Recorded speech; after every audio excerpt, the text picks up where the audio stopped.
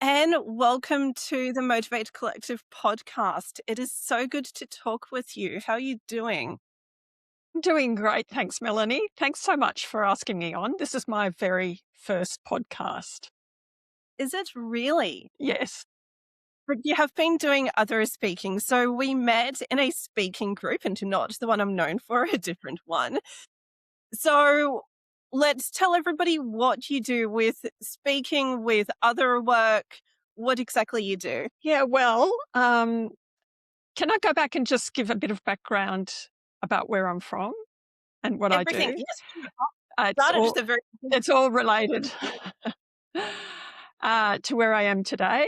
So I started off, I grew up a little bit in the country in a one-room school, or two-room school, actually, and moved to the city when I was a young teenager and got involved in music and ended up quite quickly at the Conservatorium High School. And after that, I had a career in music, classical music. I was a freelance classical flute player, and I still play with the Penrith Symphony Orchestra, which I love very much. When I got to be, after a decade or so, a couple of decades, because of my rural background, I knew there was more things I wanted to explore with my life. So I did an MBA because I thought at that age I could, as they say, pivot and change career easier than starting off at the beginning and then working my way up in business. So I thought that'd be a nice thing to do. It was really tough coming from a music background. Everyone else actually, there were quite a few doctors doing the course, which was interesting, but, a lot of finance people, etc., marketing people who were very comfortable in the business realm. And so I got through that and then worked in general management in music publishing. And after a few years of that, I found it difficult because there's no particular one skill that you need for general management. So I decided to become an accountant. So I started off as a bookkeeper, then I became a CPA accountant.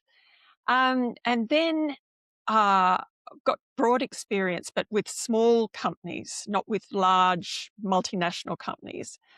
And again, got restless. What do I want to do? So I became attracted to this, becoming a fractional CFO. I had to Google it myself to see what a fractional CFO was. It's not a well-known term, but a CFO is a chief financial officer, and a fractional CFO means that I work for several different companies for a reduced amount of time. So spread across different clients. And a CFO really helps people in business look forward rather than backwards. So I help businesses. I try to get to the root of where they want to head. And I don't mean the business, I mean them personally, what their ultimate goal is, which it boils down to it is, happiness and peace, basically. It might be covered and masked in in different words, but basically that's what people want. And then do projections, and I help people sort of cut through the chaos of their lives. And it's really translating what their goals are into the language of business and what the business can do to move them forward to their ultimate goals. A business can't do everything. It can't do all the heavy lifting. And then we do meetings once a month. And what that does is that gives us space to just focus on those goals and make sure that every decision that's made moves them closer to their goals and not further away. And to rave on a bit more, I put the person first. So a lot of people talk about, business people. wanting to, have great profits and all this amazing stuff, but neglecting themselves. So I really, I'm doing a talk in a few weeks at a convention, and the talk is going to be the metrics. And one of the metrics is hours of sleep. It's not profit, it's not cash flow, although we talk about that. And we talk about the effect on people of poor cash flow. What's it doing to you? What are these business decisions doing to you personally? You might be making lots of money and everything's fine, but you're just stressed out. And I think sleep is a really important metric. But I've thought further about that, actually, to take it further. It's not sleep, because you might be worried about a whole bunch of things, and the business might be just one of those. So I've changed my slides for my presentation to look at how many hours are you worrying about your business every day. That I think is something, I don't expect you to quantify it exactly, but, that is probably cuts to the core of it much more effectively. And the reason I'm speaking after performing in front of thousands of people over the decades, you'd think I'd be good at speaking, but actually standing on stage and opening my mouth and words coming out, that's quite a different thing. So I've joined Toastmasters, and I've actually done okay with that. I only joined just over a year ago and won a little award already. So that's for best humorous speech. And so to promote my business, one of the things I'm not good at is marketing. And so I've been advised speaking on stage is the way to go. That's the number one way to go for promoting my particular services. And I am so relieved, Melanie, because that lets me off the hook from having to do Facebook ads and all this other stuff, which just takes so much of my mental time. And I'm really bad at. So I'm really happy to craft public speaking instead. I'll tell you what, that's why I love podcasts, because I never set out to just talk to a camera. It feels like I'm talking to myself. I had talked to groups for a long time, but I know that I need to do more of the social media, how it works now, but it's a whole extra thing. But with a podcast, we're having a conversation, and then those little clips from the conversation will go onto social media. It's a great way to do the version of communicating that feels natural and still get something out there. Yeah, I think it's terrific. Yeah, that's great. I've been doing my research on your podcasts, and they're really terrific. Well, that is so sweet. You've had such a journey. We have so much to talk about. So, okay, we did meet in an association as well. One thing I'm curious about, because of course I grew up in groups where people were starting from scratch with speaking, kind of like what you're doing.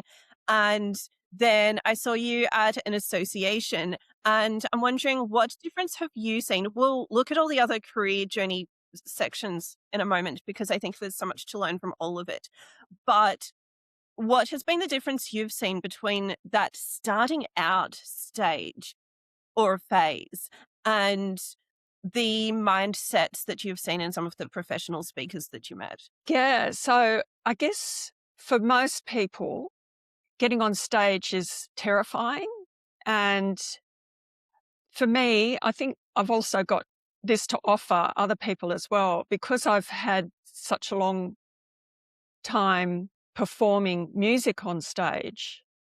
And to be honest, it's only been in the past 5 or 6 years that I've really conquered nerves.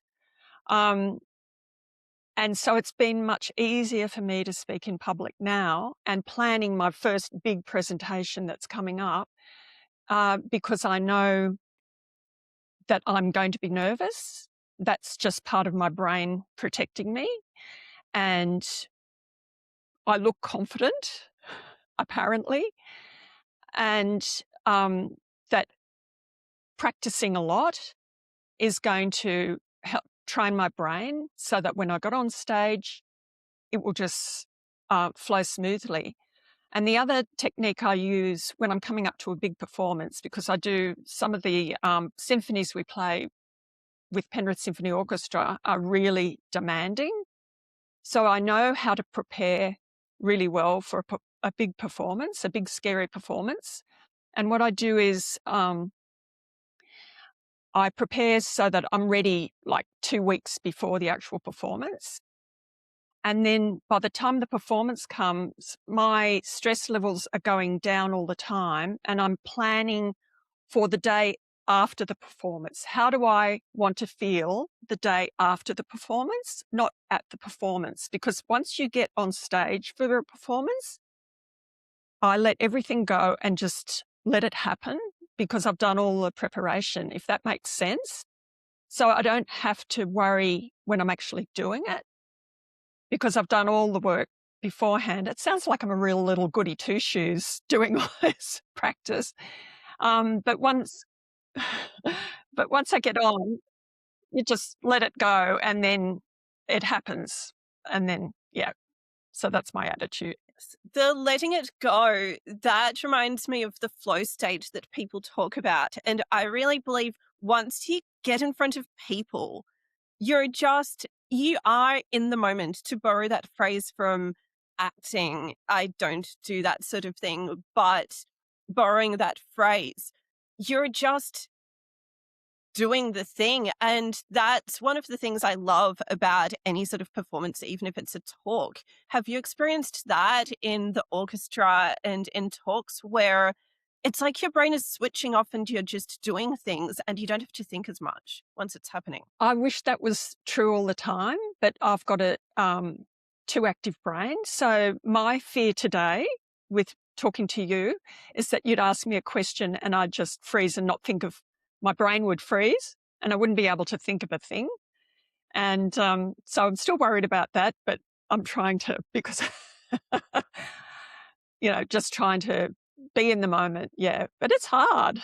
That is so sweet. Are you feeling nervous about being on a podcast? So, but it's more like that I'll fail to say anything at all or answer the question properly, or That's what I love about talking. You can't mess it up too much unless you say something outrageous or, completely wrong. But I think you'd have to go to an extreme to really mess it up to some extent. And the main thing is I learned in theory early on, adapt to the audience, but in some ways I was often in front of similar audiences. But it was only later on when I saw country groups and coastal groups and city groups, corporates. You really do need the variety. So I think that that's the other thing that could maybe change. And for this setting with the podcast, we really do focus on looking after ourselves when we're doing great work. And that's where I think so much of your work can give people insight. So that's one way we can just make the most of the conversation. So even you had a long career doing woodwind music. So, sorry, how long were you're still doing that now, playing it in an orchestra, but you were doing that for work for how long? well, I guess I started playing performing when I was 16, 17. And then by the time I was getting towards my 30s, I was really restless and I had done everything I wanted to do. And all I could see in my future was more of the same. And teaching, a lot of my friends, they teach. So you perform and teach. But I never liked teaching much. And not that I wasn't good at it. It's just whenever I got it booked for something, for a gig, I'd dump the students and do the gig instead. So I know, not very good, is it? Uh, so, playing was my main thing, but I really was bored. And, I'd get these great long running gigs and I just couldn't do it. Long runs of musicals and things like that. I was absolutely going up the wall after 3 months of Les Miserables. I just couldn't That's take, really 8 shows a was week. it That was fine, but I was just bored. so it's really intense having a career in music, and of course, everybody knows that music careers often don't pay that well either. So, but you were essentially having a decade and a half of music career, legitimately. But within that, something I wanted to ask about is you would have learned a lot about breathing doing that. And I think that people take for granted what everybody can learn from musicians about breathing because I basically really badly attempted to learn music when I was a teenager and I didn't end up as good as you were at all. But I translated the breathing part to speaking, where you need to slow down and doing a talk can have phrases, just like in music. You literally catch a breath at the end of a phrase. I'm wondering, did you find that taking the pace and the breathing, anything like that, helped with your nervousness or keeping things steady when you were performing? I wish I could tell my younger self about that. Obviously, I got through um, quite demanding, physically demanding sonatas and things like that. Um, but now I understand a bit, and actually quite recently, understand a bit more about the power of breathing to settle down your brain.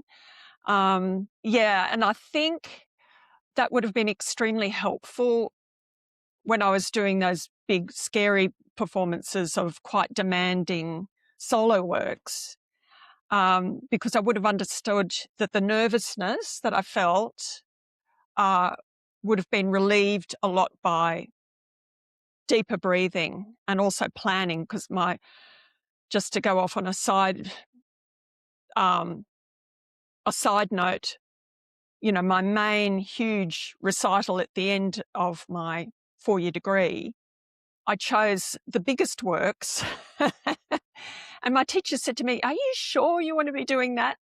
And I've got a very rusty recording of me performing, and you can hear me just getting more and more exhausted. Like I got a high mark and everything, but you can hear me just going towards the end, because I'd chosen such demanding pieces to play.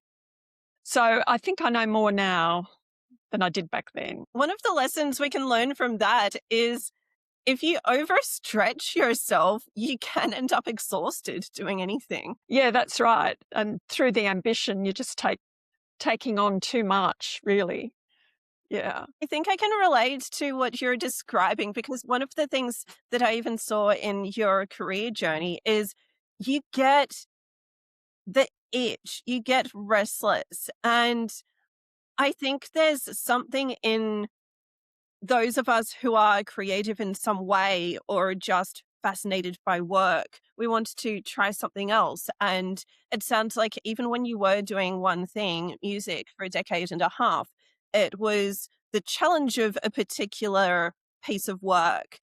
And so it is that desire to push yourself. And then, so going to finance though, let's ask about that because that's polar opposites, you would think. People say music is very mathematical, but you're essentially going from something creative to something very mathematical, even though you're now talking about how people can look after themselves in business. I see a bit of a laugh. So, how did that leap match up, or how did that match with your personality? Well, it's interesting, Melanie, because for most of my post MBA careers, I've tried to keep the two worlds very separate. And now at this stage, I'm bringing them together. So I'm talking about, in this particular presentation I'm making, I'm talking about uh, Beethoven. So just to, let the cat out of the bag. And Beethoven's really interesting because the whole thing is about chaos and how to navigate through chaos in your life, and what the business can do to navigate through that chaos. And you'd think Beethoven, wow, what a genius. You'd think everything would have been easy for him. And in fact, I've been reading about him. It's the opposite, absolute chaos of his life. And he started becoming deaf when he was in his late 20s. And by the time he was in his 30s, he was completely deaf. So how did he perform? How did he compose these amazing pieces? And when you see what he went through, it's a lot of what we have to deal with in our lives as well. So he was extremely messy with his, actually, you might be able to see in the background here, a framed picture. It's actually his handwriting on a score, and it's absolute mess. It's crossed out, it's scribbled out. He's digging through the paper, and you think, this is not going to sound any good.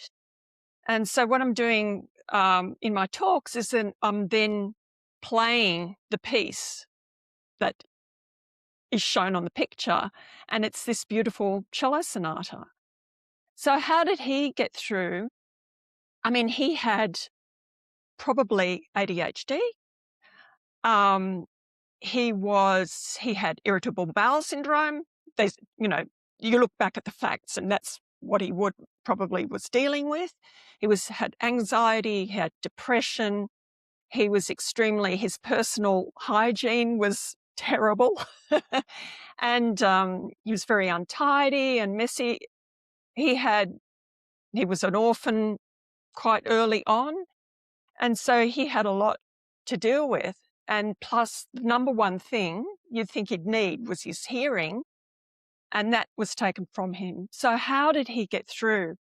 Well, one thing was technical ability. He knew his scales, his chords. He knew how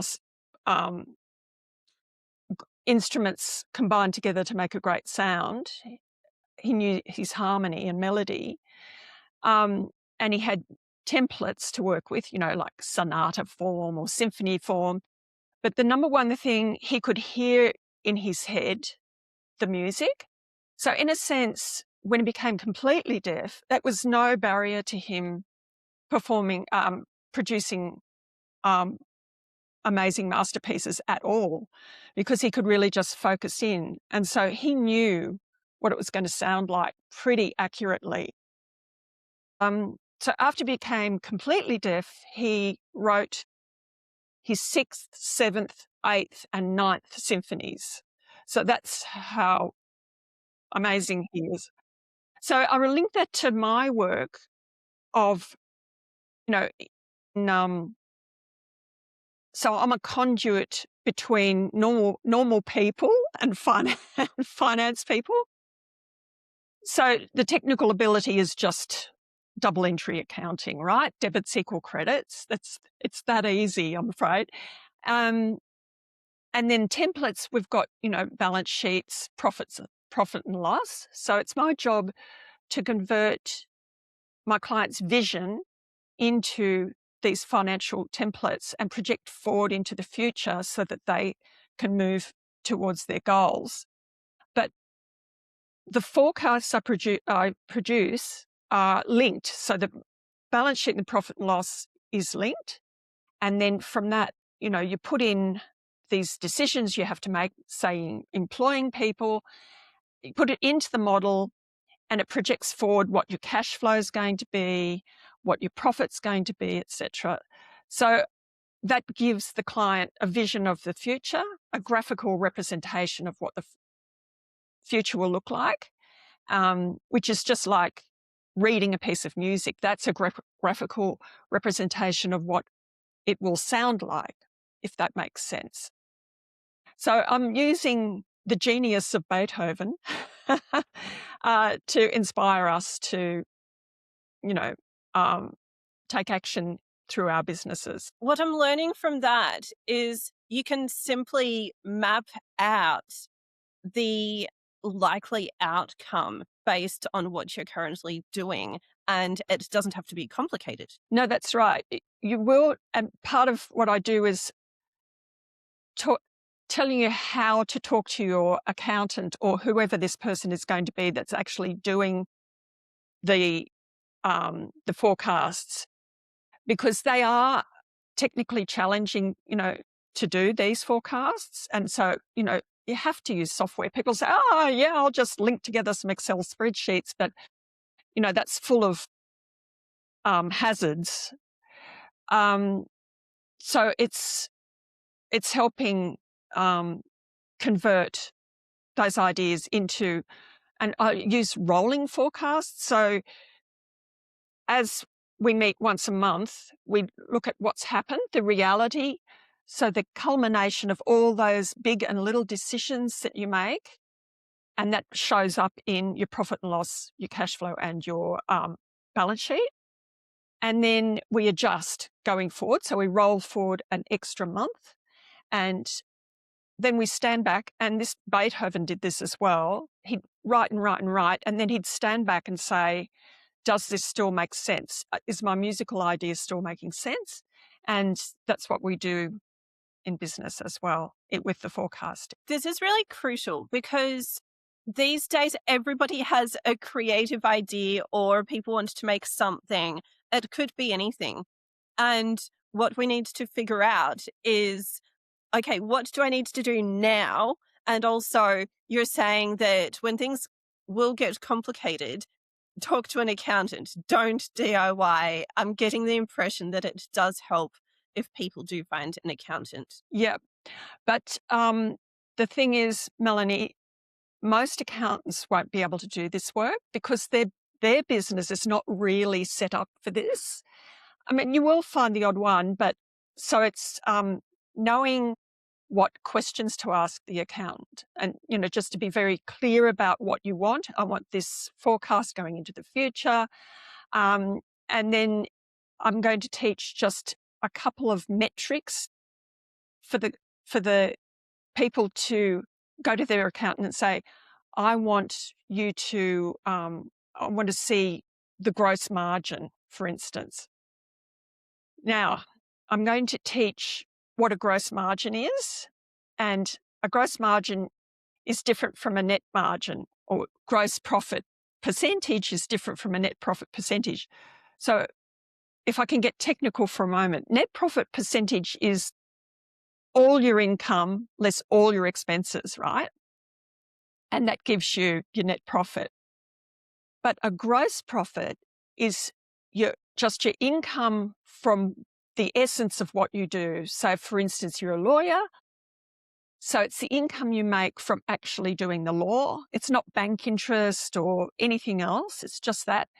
And putting that with the expenses that just relate to producing that outcome of law. So if you think of it's easier, I think, to think of a factory, because a factory, they produce an object. So what are the expenses that make that object directly? It's nothing else. It's not rent or anything else. So even though it's a service industry, I think it's a really helpful way of getting to the essence of what you do. And if you can get a gross margin happening for that's appropriate for the industry, then you know that everything else can be fixed in a way. But if you can just get the appropriate amount of gross profit, that means you can scale your business much more easily. Just to explain gross profit once a little bit more. So say, you're a sole practitioner and you're getting great sales, but your expenses, so your sales might be $1 million, but your expenses relating to those sales are $999,000. You've got like an almost zero gross margin. and you're working 80 hours a week. Completely unsustainable. Have you seen So, that? but if you can get constantly, Oh my gosh. people get like it's finances. You can get easily diverted away with other stuff, rental costs or just all this other stuff. Staff Christmas party, lavish staff Christmas parties is one. But if you can get the essence of what you do right, then in a sense, with some guidance, the rest really falls into place. No, you're saying something about culture. Yeah. So it's a cultural thing as well, because when I was a musician, professional musician, there's great shame in doing businessy things. It, it sort of meant that you weren't good at playing, and that's like completely untrue. But I think for service people, it can be the same thing as well, that being a successful, a business person, you think, oh, no, that's not me. No, I'm a lawyer. I'm this, I'm that. But what I'm saying is self-care is part of a successful business model. That is the mindset so many people are overcoming. And I'm glad that you addressed that. The performance side and how a lot of people who put on a show, it could be music, but I've heard this mentality from some people in the yoga world. Apparently that space had this mindset a while ago. And I came from a speaking space where nobody told me at a young age I should value my performance in this way. There was none of that. I was doing so much for free.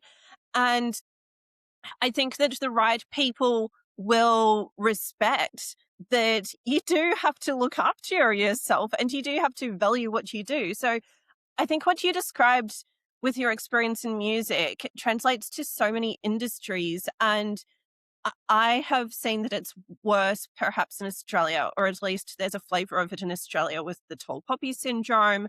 And people want to. You think so? Absolutely. Okay. I'm so curious then about I'm curious about what you've seen with the tall poppy syndrome, especially because you were around performers and of course you're playing an instrument, but whether it's that or other people in your shows were at the center of the stage and still probably dealing with a tall poppy syndrome. So I'm wondering where Aussies have been in spaces where they were public facing and trying to not be tall poppies, and where do you think it's heading now? Oh, I think people understand a lot more. And I guess in a way, for me, it's always been a little bit of water off a duck's back. And I think also trying to bring people down can be just people surviving. I'm not justifying it, but it's people just trying to, I've lost the thought, but it's something, I've kind of ignored Surviving. it in a way. Yeah. And also there's a pecking order in every profession. Certainly in music, there's a pecking order. Violinists think they're the best. Flute players think they're the best. So there's this thing, the violin, it's closest to the human voice. And then you hear flute, that's the closest to the, what's so great about being closest to the human voice? So yeah, there's pecking orders everywhere. And I think this year, I have yearly projects. So this year is really cutting through fear. And it's a human instinct to worry about what people will think of you. And that's at the root of a lot of nervousness, especially public facing. And just to jump in and do it anyway, cut through the fear, and people are going to think what they're going to think. And just to realize that that's just part of being in public. It is. This is so reassuring. And I truly hope that a lot of performers, a lot of people with public personal brands can see this because we are really identifying that you need to let go of what people think of you, or everybody needs to let go of other people's opinions, but also just do the things. The pecking order, I think, is an encouraging lesson to learn from because it has been called different things. I described so many industries as political. And although I observed years ago actual politics, I found that some other communities felt more political than politics. And in some ways, I think it's what you're describing a little bit. This instrument is more, my experience of it was maybe I was in the wrong space when and I'll be careful and loving towards my upbringing, but when I was in my early 20s, there were people twice my age calling me too young, even though I'd learned so much. And I'd basically done the learning then that they were doing at that age. There was a lot of that.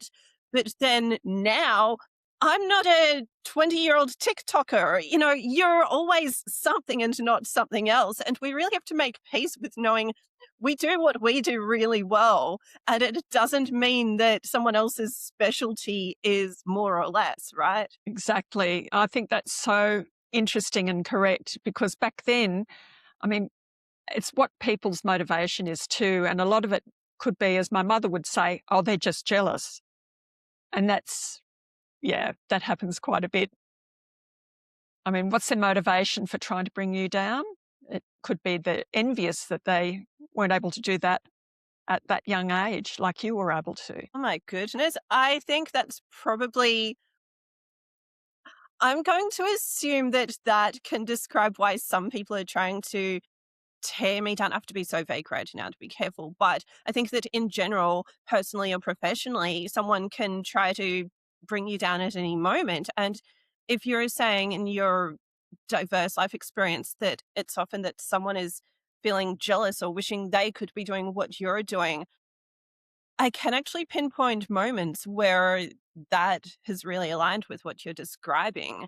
So we really have to make peace with knowing a lot of people who are public facing say that if people are reacting to you, it means they're noticing you at all. You're not invisible. Yeah. And Melanie, I think because I've lived through quite a few decades now and been through lots of technology changes. We talk about the online community. I tell you what, the real community, that can be rugged. And that's been going on for millennia, right? Having to be part of a community. I tell you what, I live on the edge of Sydney.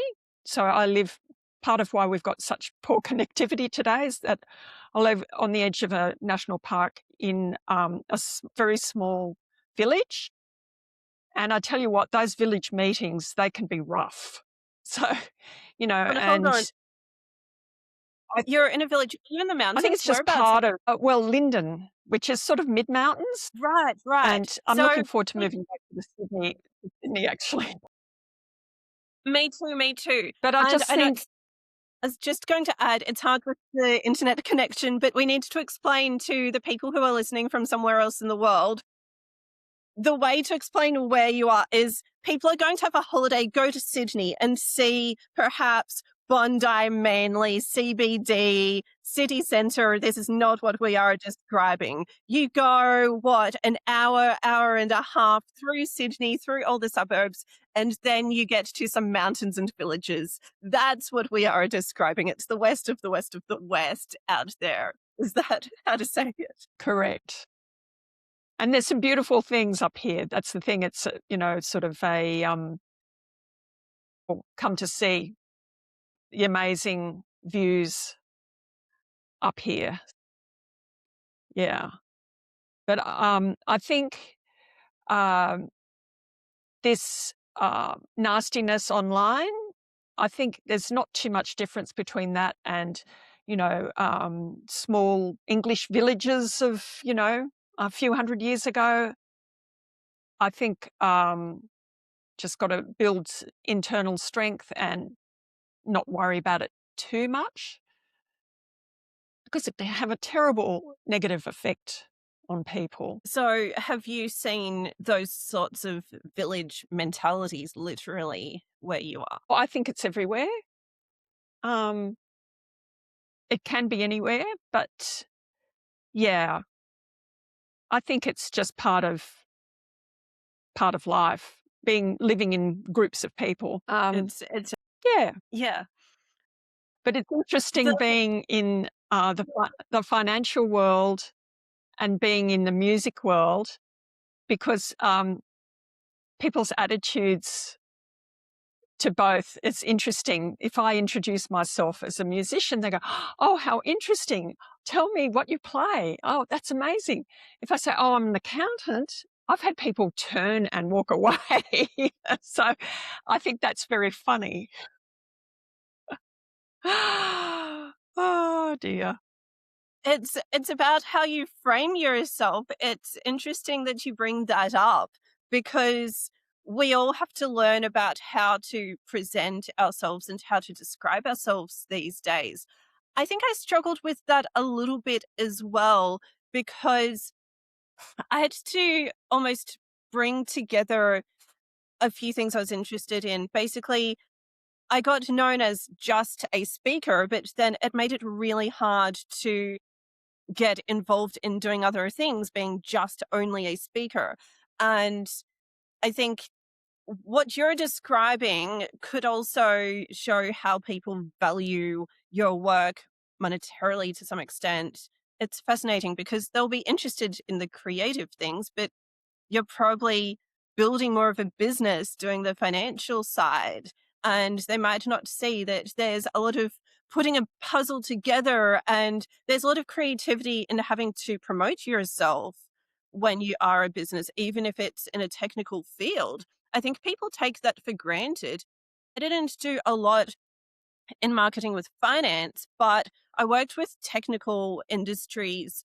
Like, I actually did some writing for software as a service for a marketing agency for a little bit, did things like that. And it was like, it sounds so technical. I also, many, many years ago, I did some marketing for people who made textbooks and courses for people who installed solar panels. So they were very ultra. I can't remember most of the tech side of any of that, but it was the story behind anything.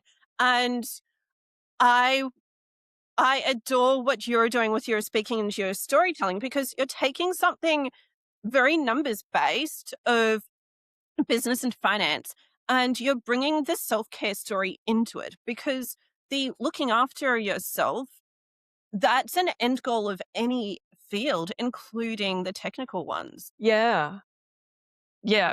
I think people are talking about it more and more, and it's I just wonder how many businesses fail because, number one, people don't have a safe space to look at these forecasts and see what are good business decisions to make along the way.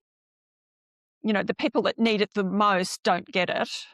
Um, yeah. And I think there's this persona thing about being a successful business person. Look at how much money I've made, without really seeing the effect that it's having on them. I don't care who you are, whether you're running a multi-million-dollar business or you're just working for yourself. Um, that has to be factored into any decisions. And I talk about, you know, a decision you make, typically employing a new person. Of course, step one is your cash flow will plummet. But if you know that it will take up to 10 months for that person to either bring in more income or release you from so many hours a week work, you can see the value starting to rise and that you've got short-term pain, but the long-term gain is bigger. So that's what I help quantify. Is the long-term gain more than the short-term pain? And what your attitude to that is, because if you make that decision when you see the cash plummet, you'll go, oh, no, I won't take on a new person. But you will make a different decision because you know, like later on, if you can see the value is probably going to happen, then all you've got to deal with is the short-term cash deficit, which you've got lots of levers to solve that. You could get a short-term loan, you could borrow off family or friends, or, there's a myriad of ways to just get through that dip. But always thinking, what's the effect on you? Because, like even if you take on debt, there's some people who just get stressed out no matter how little it is. The idea of debt is just not on. So that all has to be part of the model, really, in a sense. That's something worth exploring for a second. I stumbled upon a whole lot of videos from Dave Ramsey, and there are some people who never ever want to have any debt. And I know that it's not good to drown in debt and struggle to sort it out. But have you seen that a healthy debt can help some people? Definitely, yeah, because if you've got it, and this is why the model is so fantastic, because, if you can secure this amount of debt at 4% or whatever it is, you can see that it makes sense. It makes sense to do it. Otherwise, you might miss out on the opportunity, for instance. But yes, because Dave Ramsey preaches no personal debt whatsoever. But business debt is a different thing. It can be okay, for sure. But it has to be managed and planned for. Fair enough. It needs to be planned out. So whatever you're doing, do some planning. That's something we need to remind ourselves of in an era where there's, of course, a lot of instant gratification. And hopefully, anyone who's running a business will be planning ahead. I will assume that it's sometimes hard to plan in the very early stages. I know for me, I was starting to do some speaking business last year, and that's starting up again now. And I know it's so hard to look ahead and say, okay, how do I think this business is even going to look months from now? Have you seen there is quite an element of guessing? And is your advice to be in the moment and see, okay, what is there now? How do you cope with predicting something that feels unpredictable? Oh, that is so true. And I think part of it is making short-term decisions out of fear and uncertainty, or trying to resolve that uncertainty. And that may or may not be in your best interests long term. So that is the hard thing. And I think business planning is, number one, sounds really boring. And number two, you can't do it by yourself. You need someone to help you through, even though it's not really that hard, but you really need someone to hold your hand and step you through. And also that helps keep you accountable as well. So, yeah. You do. You need someone to be with you. It sounds like it's partly getting someone else's perspective and simply getting out of your own head, letting someone be a voice of reason for some of these decisions. Yeah, that helps. Or more show them. So what I love about forecasting is you can put in any wackadoodle idea that you might have as a business owner and see if it actually works, and I think a lot of businesses would be saved or not even started if there was just that little bit of planning to see. I was just thinking of an experience about this making decisions out of fear and uncertainty, which I do all the time. And that this year, I'm going to stop doing that as much as I possibly can. I was recently very lucky. I spent a month in Europe and I was in Switzerland. Sounds very glamorous, but it's been a long time coming, planning for this trip. And I was on a train by myself, heading west to the next town I was going to visit. And suddenly on the train, it said, this train terminates in Hamburg. And I absolutely froze because Hamburg's in northern Germany, right? And I love Germany, but I didn't want to go to Hamburg that day. And so I completely panicked. And I thought, oh no, like now I'm really not certain I'm on the right train. What'll I do? Okay, I'm just going to get off the train at the next stop, which is silly, really, isn't it? So I thought, right, I've got to get off, and that'll just, at least I'll be somewhere, not heading to Germany. You know, I don't want to get off too late and end up, 8 hours away in Hamburg. So luckily, while my brain was whirring trying to solve this problem, the leaderboard listed all the stations between there and Hamburg. And of course, my station was there. So like I'd gone through all this panic for nothing. And if I'd got off the train, who knows where I'd be? I might be still stuck in Switzerland, which would be a Literally. terrible tragedy. I love that story. I love that story so much. We all have a moment where we think, I think things are going to be this bad. And honestly, I'm seeing myself in you so much because personally, I think part of it is that I have moments of just being a delicate, fragile woman. And I'm willing to say that. We live in a culture where it's assumed everything we do will be rational, robotic, and utilitarian, but I don't think we really function like that. And it doesn't mean we're less intelligent because you do great work, I do the things I do, and Great work. yet yes, you've done so much in music, you're guiding people's businesses, it's good. We're doing these things, and yet we'll have moments of just this panic, and especially when something is approaching of, oh, this destination is literally coming up, then you will be wondering, do I not have long to make a sensible decision? I need to think and act quickly, especially when there are unknowns. I found that when I didn't know what was happening, it was harder for me to make a decision. So before you saw that leaderboard, you were just guessing.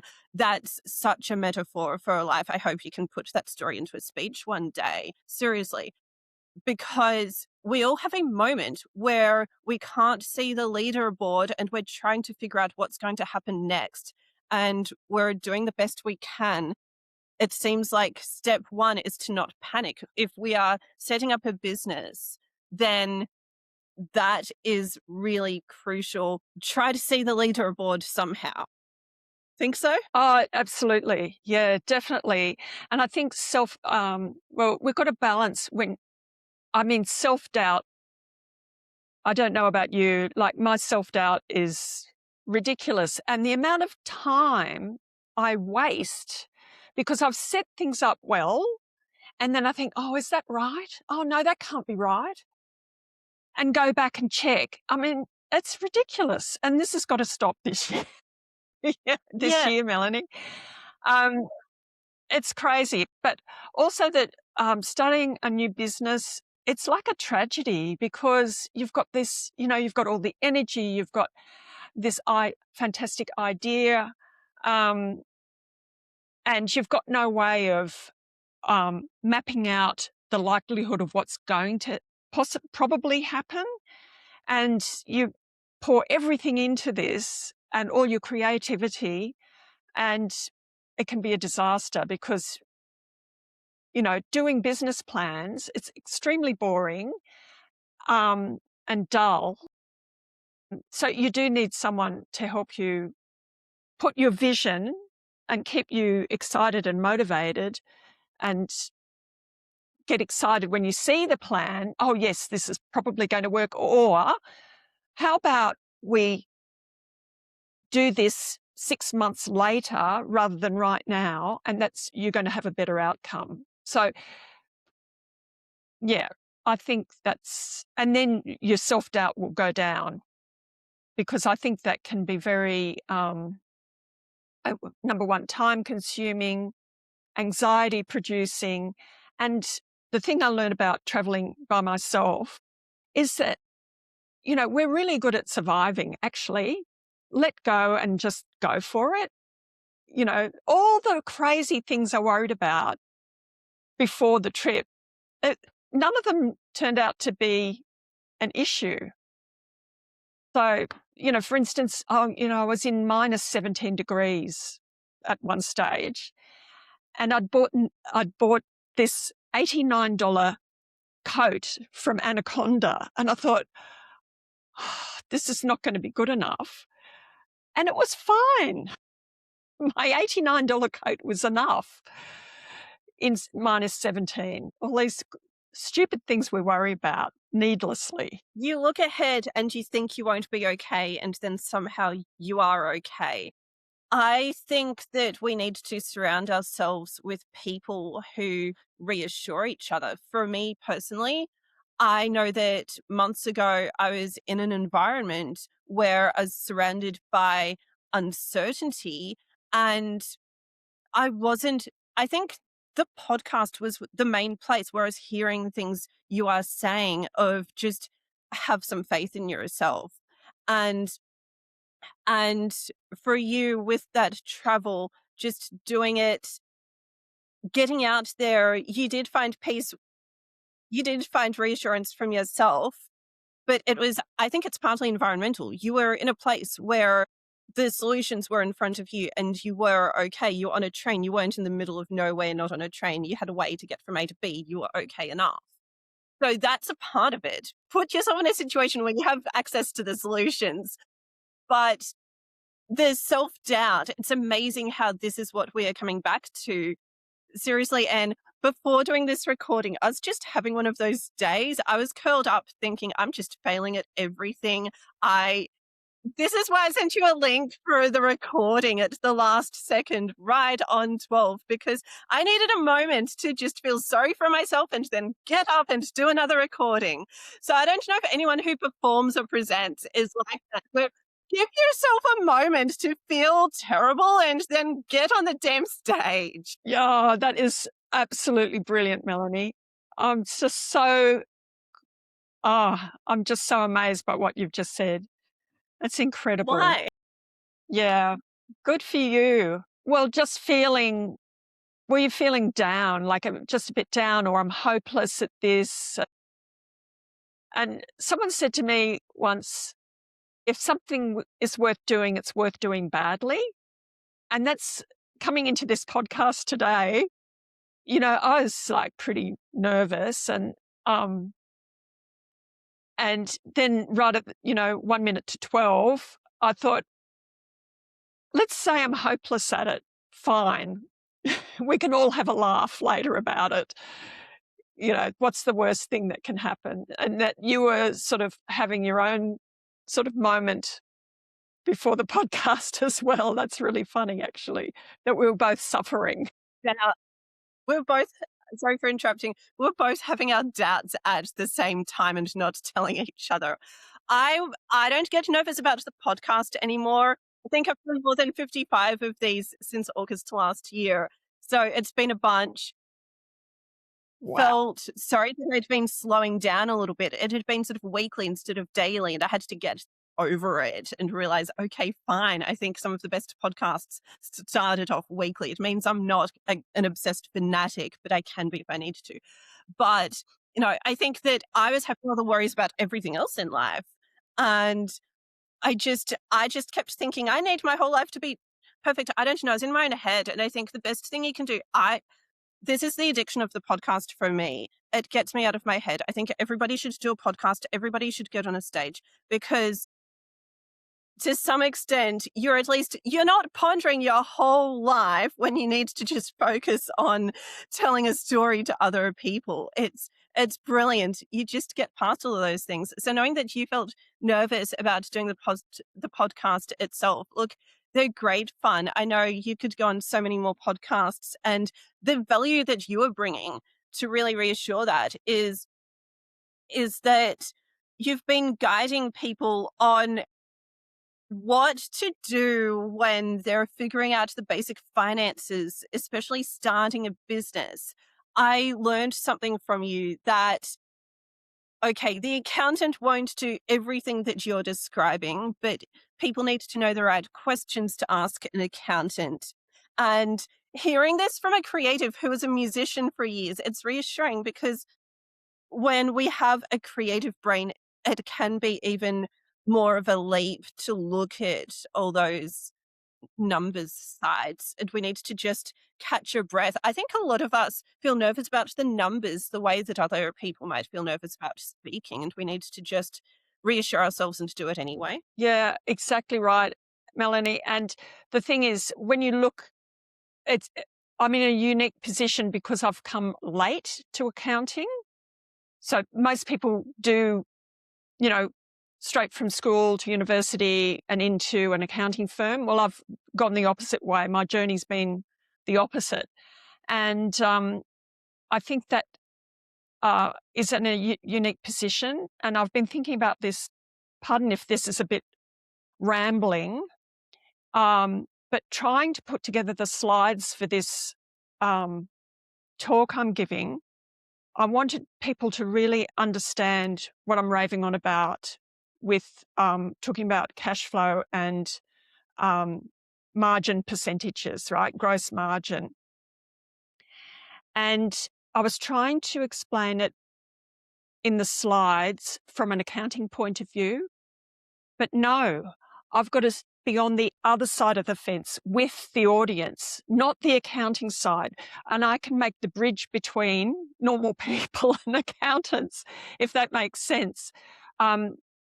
What do the figures actually mean? What's gross profit? Gross profit's a number, but it's a percentage of the essence of what you do, right? It's the thing you make. The main for you, it's the impact you have on your audiences, and what money you get from speaking in front of audiences, and also what you have to spend to get you onto that stage to talk to audiences, and that's the essence of what you do. So that's what gross margin means. Could actually use that as an example, and we'll wind up in 5 minutes. I gave it a little bit longer because the internet has been a bit funky and I'll edit a couple of things out. But as a speaker, and I think a lot of people are forming something where they might be doing events, communities, retreats, all these things. So there are various forms of this. So my example would probably be that the gross, let me know if I'm getting this right. The gross would be that I will get the train to the location. And then the net might be that I used a website platform and so on to promote myself leading up to it. Is that the difference? That is exactly right, Melanie. So now we're good at numbers. It's great. The internet is going to see that you taught me numbers. Thanks. It's that straightforward. That's reassuring. And I like how literal it was, because I heard a long time ago that someone explained net and gross to Richard Branson. And of course, it was the old something about nets and fish and the ocean. And I think, okay, great, nice story. But how does that translate? They could have said, okay, if Branson has a gym, the gross will be the dumbbells here and the net is the other things. It could have been explained differently. I feel like the way you have explained this, you're going to be able to teach so many people, because these are the practical things. And if everybody can know that we can handle the practical things, and that's how to put it. For those who like the practicalities more than pieces of paper, we will still be okay. Exactly right, Melanie. And thank you so much for your time and your courage. I'm wondering if there is anything else you would like to teach the listeners as we wind up. Oh, I think the biggest thing is taking pause and analyze your decisions just generally in life and see which ones are stopping you doing things. I think actually, just in closing, fear of success can be more powerful than fear of failure. just quickly, I'll tell you what I mean. Fear of growing your business because you think, oh gosh, that'll mean I'm going to have to employ all these people. How am I going to manage? I'm not an experienced manager. It's all too much. I won't grow my business. Rather than having a look at, well, I'll employ people that support me in my business that will free me up with my time and my energy. So questioning those decisions you make out of fear that are stopping you from doing what you really want to do, I guess, is my closing shot. And thank you so much for being on the show. Thanks, Melanie. It's been really great. Thank you so much.